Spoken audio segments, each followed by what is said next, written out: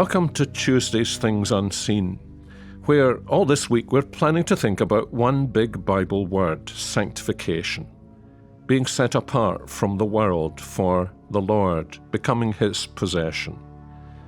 I think it's important to put it that way. Sanctification is not just a matter of being separated from sin, although that very definitely comes into it. Sanctification, being a saint, is not only something that's true of some Christians, but true of all Christians, because sanctification is simply that our life is now reserved for the Lord. In other words, it means belonging to the Lord Jesus, living with Him and for Him. And so at the end of the day, since we become like those with whom we live, it means becoming like the Lord Jesus. As Paul says in that great verse, Romans 8:29, that's the purpose that God has for us, that we should become like His Son. I think seeing holiness in these terms really helps us. For one thing, it protects us from some of the false ideas about sanctification that we can encounter. For instance, we know that holy people will do holy things. But this personal dimension, being like Jesus, means that being holy isn't just a matter of doing the right things, performing in the right ways. That can be very mechanical and even metallic, and sometimes it's not very appealing. It can turn you into a rather cold fish of a Christian. You might not realize it, but when you're in the presence of others, instead of warming to you, people stiffen up and feel uncomfortable. I remember hearing that the famous Scottish minister Alexander White once said there's such a thing as sanctification by vinegar. It hardens you, and it's not very attractive. It has a sharp odour, and that odour repels. And when you've messed up, you don't want to share your heart with a vinegary Christian, but you would with somebody who is really like the Lord Jesus. And here's something else about sanctification.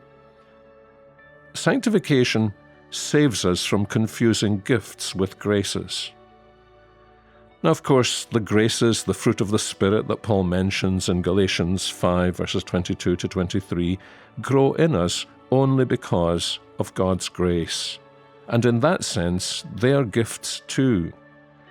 But you know what I mean, I'm sure.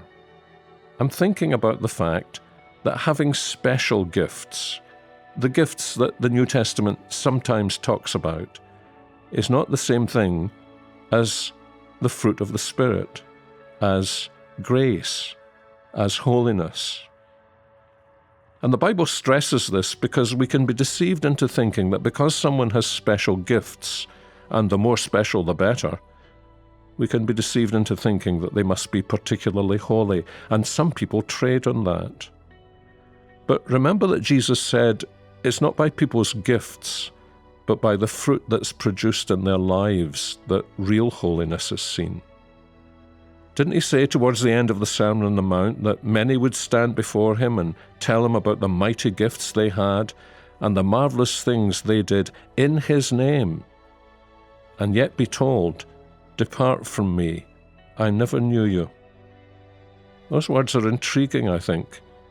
Jesus doesn't deny that they did things in His name. What He denies is that He knew them. Or to put that in other words, He says, there was no real relationship between us. You were all about performance, all about what you did, but you never said, I want to be like the Lord Jesus and known by Him.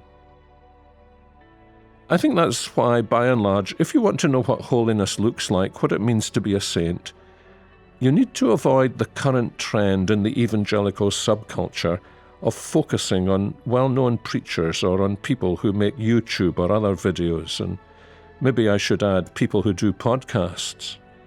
Instead, you need to look around in your own church family.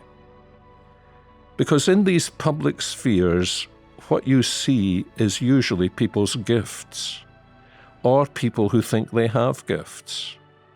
It's not so easy to see or hear or sense whether they have these graces that the New Testament calls the fruit of the Spirit. So instead, I think we should focus on the believers who belong to our own church family.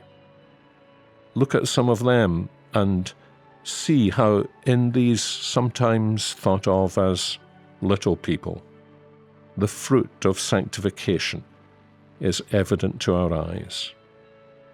Now, I don't think you'll misunderstand me. I'm certainly privileged to have friends who are well-known preachers with great gifts, and I've certainly seen the grace of the Lord Jesus in them. But it is usually from the hidden people in the churches that I've belonged to that I've learned most about what it actually means to be a saint, to be sanctified, to become more and more like Jesus. And at the end of the day, that's the only thing about us that's going to last forever, isn't it? Only what reflects the Lord Jesus is going to last through all eternity in heaven. So, friends, let's never forget how important sanctification is. But let's also never forget that it means becoming like the Lord Jesus himself.